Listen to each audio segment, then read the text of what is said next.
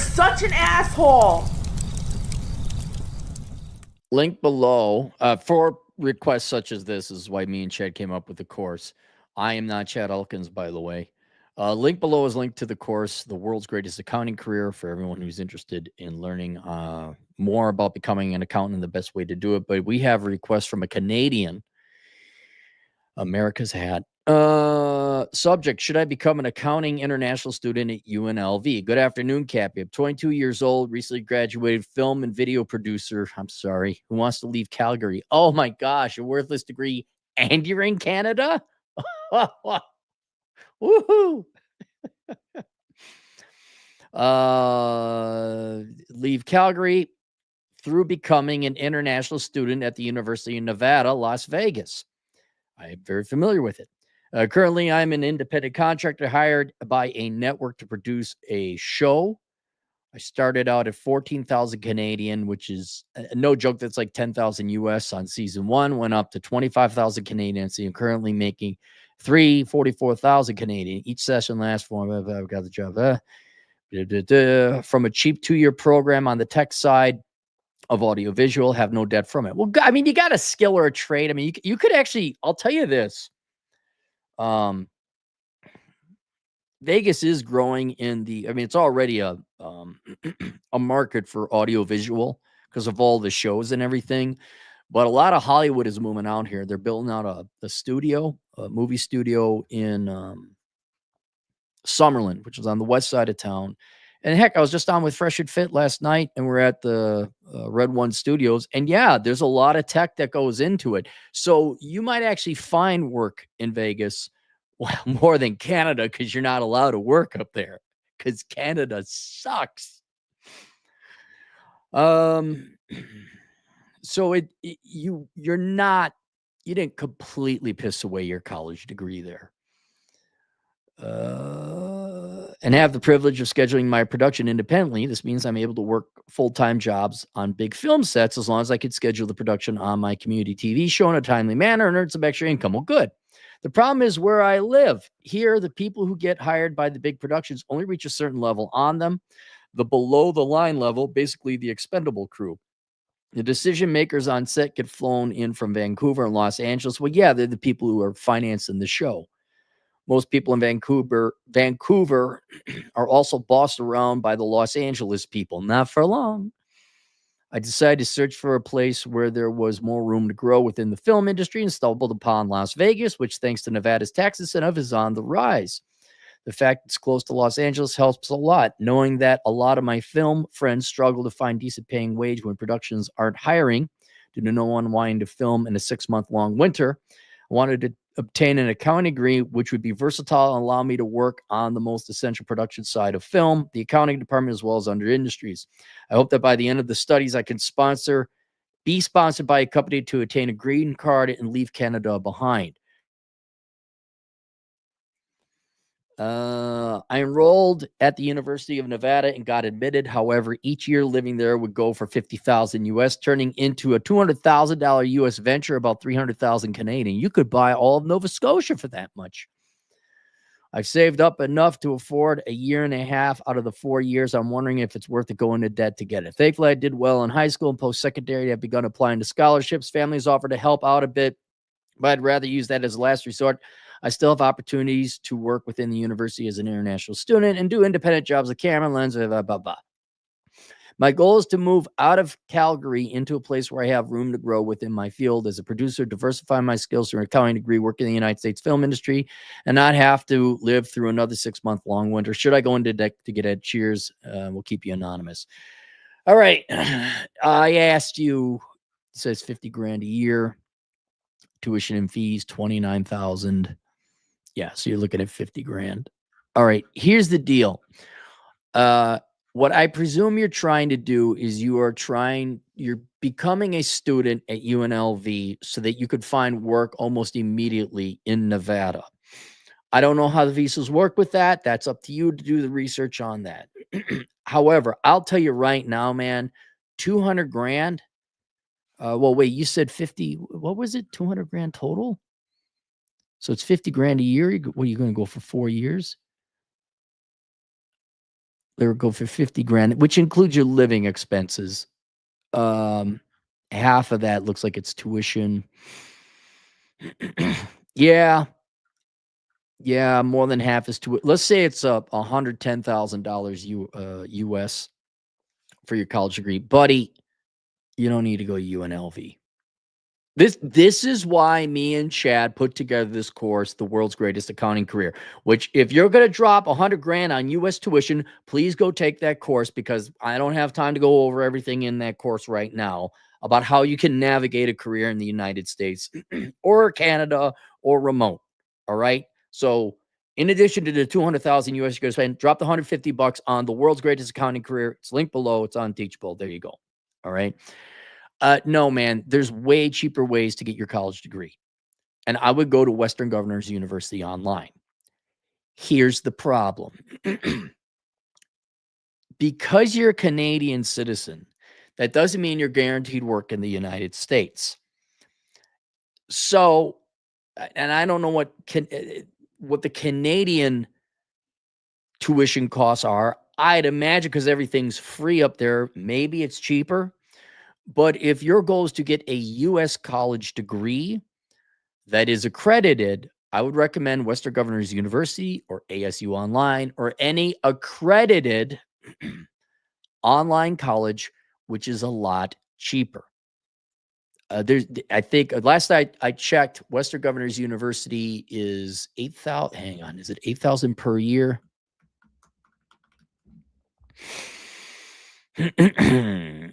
The average tuition and fees for 1 year of undergraduate, 1 year is $8,000. Okay. And it's accredited. The problem you're going to have to figure out is, if you get that degree in the United States, which is, it's a US degree, just like it would be UNLV, and it's a lot cheaper, and you can't find work in the United States, will that degree be recognized in Canada? Right? Because you can work in Canada, you are not guaranteed work in the United States. So what you need to do is do the research and say, will my US degree count in Canada? Right? Now, to some level, it will. If it's an accredited program in the United States, employers say, okay, yeah, you have a bachelor's degree from the United States. We recognize it to a certain amount, right? What I'm more concerned about is, if you want to become a CPA in Canada, will your Canadian CPA governing body recognize those college credits? And according to the internet, so I had it here. Oh, come on. Will a U.S. degree be?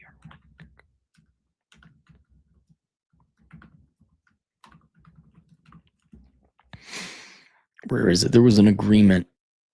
Yes, the Canadian CPA designation is available to U.S. CPAs. That's not it. That's not it. Can I apply?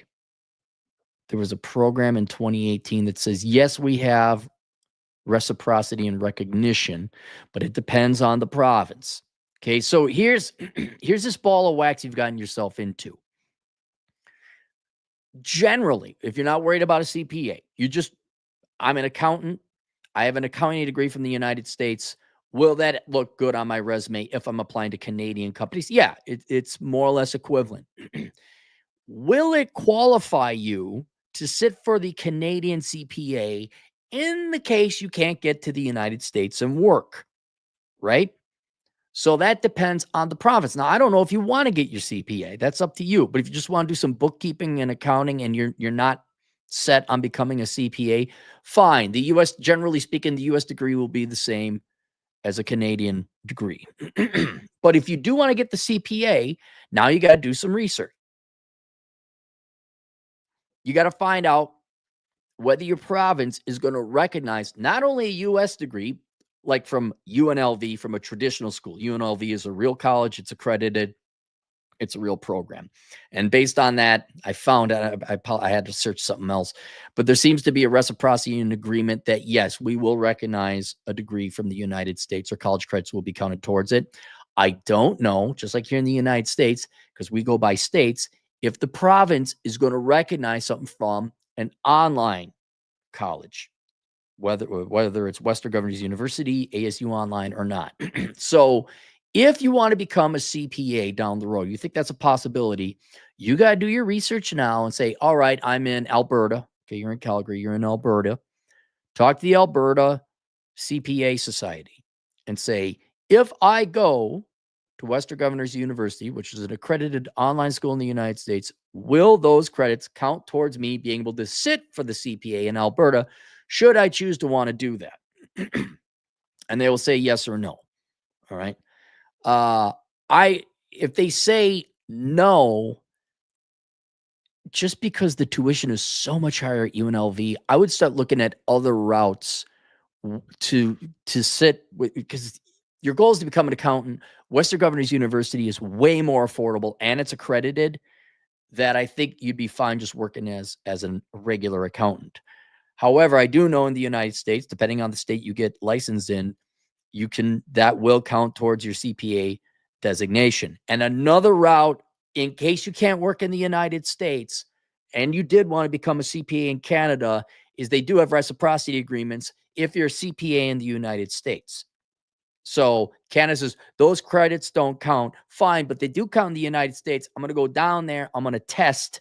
I'm going to get my US CPA. And then we have an international agreement that you will give me reciprocity and recognize my US CPA as a Canadian CPA, though you may have to take some added testing.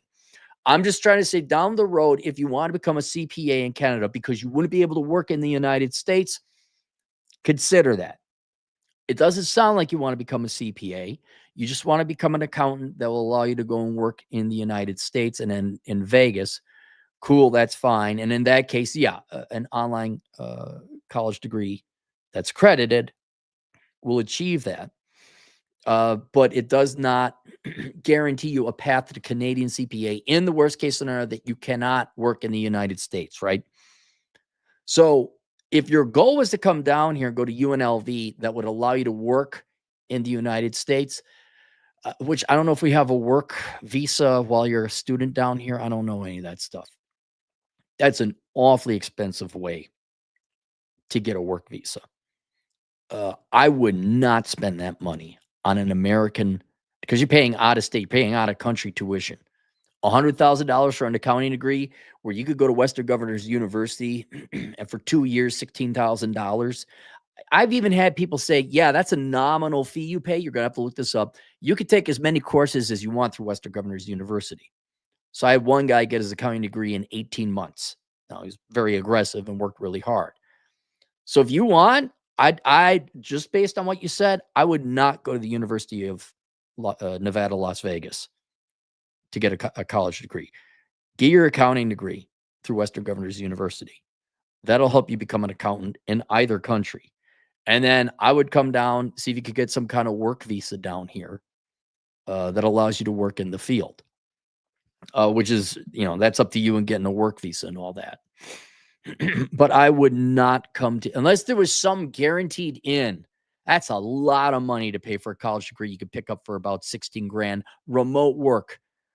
Like traffic, it's not bad, but it's not good either. You got to pay for parking. There's traffic. It's over on the east of the strip.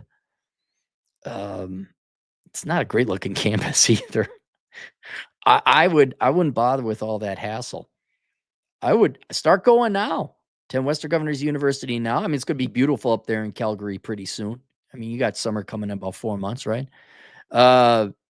Just do the Western Governors or ASU or, do your research, find out what, they got to recognize it, if you want to become a Canadian CPA. But if you're not worried about that, yeah, I would save your money, get your accounting degree, and start applying for jobs. See if you come work down, get some contacts or whatever. But yeah, you're not wrong. Vegas is easier to find a job than Los Angeles. But you being a foreigner, it's going to be very hard for you to get a work visa anyway. So you got a lot of work to do for you. But having an accounting degree from an accredited online U.S. company is not going to hurt you. And it may open up other accounting doors and all that. And as me and Chad say, Yeah, fine. You go work for another company, go get your experience. But inevitably, the whole point of an accounting degree is to work remotely and for yourself. So I'm just telling you right now, you may have to get an accounting degree, work in Calgary for a while, get some accounting experience, ideally get your CPA in Canada, get reciprocity CPA in the United States, and now guess what? You can start doing taxes in the United States or Canada, or for both, because you'd be licensed in both countries, and just open up your own tax practice. And you don't need employment. You go in summertime, you hang out in Calgary with your family and friends, and then for the rest of it, you come live down in Vegas, work 9 months out of the year, become an accountant. In other words, getting a work visa is going to be a pain in the ass. Working in Canada to get the experience and then the certification to do taxes both in Canada and the United States, and then become a self-employed individual, at which point of time, doesn't matter where you live. Now you can live in Vegas for 9 months out of the year, like a tourist visa or whatever. That I think is going to be easier than you getting a work permit down here. So I would expect to spend some time up in Calgary for the foreseeable future. Link below again for all of you, domestic or foreign, who'd like to get a career in accounting. Please consider taking the world's greatest accounting career. Link below, which you can also find on teachable.com. Let us go to the super chats. Soren, 2323, 11 euros. I'm an immigrant who married a local woman to have a better life here. 5 years and a kid later, I realized her attitude and zero stress tolerance is very hard, but I can't leave the kid grow without a dad. I realized her attitude and zero stress tolerance is very hard. I can't leave the kid. Well, wait, you're a Euro. Okay, I don't know which country you are in the European Union. But you're an immigrant in Europe. You married a local woman. I thought you were in the United States. I'm like, well, 5 years. I think you got citizenship. Yeah, yeah. I'm sorry, Soren. You got the wrong gal there. Yeah. Now you got a kid. I all I can do is say I feel sorry for you. That's it. I can't solve anything. Not that you were asking. Very hard, but I can't leave the kid grow without a dad. Uh, I absolutely 100% understand that position. I don't know if you're a citizen or not or whatever.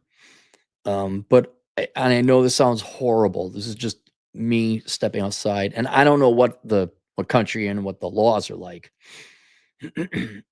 All the guys here in the United States, all the men I've found where whatever they get divorced and they got kids, even if the dad has half custody, right, 50-50 with the kids are still going to be grown screwed up, and they generally are going to be coming against their dad.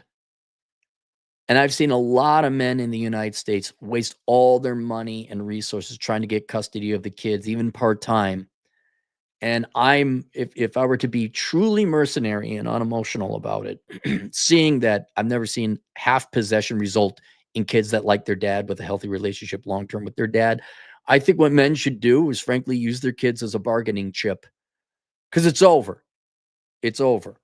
Where they use the kids as a bargaining chip. Like, okay, you could have possession of the kids, but you ain't getting my money. I'm not wasting all my money on lawyers to get part visitation rights to my kid. You don't tell them that. You still say, I want to see my kids. I mean, if anything, you make it seem like you really want to see your kids, which you do. I understand. But you're doing it knowing full well you're not going to see them until they're 18 again. And then you say, all right, well, fine. You can have 100% of the kids, but I ain't paying you alimony, and you don't get half my assets. I know that's hard to do, especially if you love your children, which obviously most men do. But seeing that these kids don't come out any better, I would say play the long game, do a journal or a blog and say, Dad misses you, da da da. I'll talk to you when you're 18. And then when the kids get older and they're 18, like, here's what happened. I couldn't afford it. I'm not going to deal with that shit. Da da da da da. I'm sure your mom told you X. Here's what it was from my side of the story. Y. I would like to have, and I've saved money for you. That would be a very important thing. Like, and I've saved money for it. That didn't go to your mom's pearl collection or her handbags or shoes. Here's some money. Here's a down payment on a house. And I think a lot of men would just avoid the financial devastation that is fighting for their kids in the court if you strategically say, all right, you can have possession, but I ain't paying you shit. And then when the kids become adults, then you can try to form another healthy relationship with them without the influence of the mother, like your father. But I don't know what country, and I don't know the rules and the laws. Obviously, you're gonna have to talk to a lawyer. Just your average black dude, Pedro for president, 7 Canadian, Cappy did my taxes cost 76 and figured out I can do this myself with 30 minutes of research in 3 hours. H&R Block certified CUD. I use this as a side business during tax season or no. But what? Could I use this as a side business during tax season or no? I don't know. What are the licensure requirements for you to do taxes? I mean, yes, if in the United States, we have what's called an enrolled agent certification, which means you don't have to become a CPA. You take 3 tests. If you pass it, you become an enrolled agent and you can legally do taxes. Canada might have the same thing. I don't know. Find out what the legal licensing requirements are in Canada. But yeah, we talk about that in that course about, yeah, if you don't want to become a CPA, but you want to be self-employed, one of the most direct things you can do without having to go to college, by the way, is become an enrolled agent, which you still got to study. You still got to know what you're doing. But yeah, we got a lot of guys like Red Hawk and Parker Franklin and all those guys. They worked at H&R Block. They did taxes. They took the enrolled agent exam, and some of them are already enrolled agents. All right, that's it. The world's greatest accounting career. Link below. I'll see you guys later. Toodles.